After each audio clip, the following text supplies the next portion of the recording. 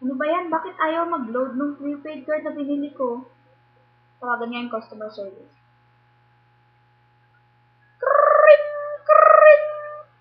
Hello, customer service. Hello po, yung binili ko pong prepaid card, ayaw niyang mag-load. Your number should not be uploaded in the dial. What's the number? The dial again. I-check ko na po, tapos denial ko ulit. Ayaw talaga. Your number should not be uploaded in the dial. What's the number? The dial again. Ginawa ko na nga po yun eh. Your number should not be uploaded in the dial. Check the number and dial again. Ate, ang kulit niyo naman. Your number should not be uploaded in the dial. Check the number and dial again. I already checked the number and dialed it again. Your number should not be uploaded in the dial.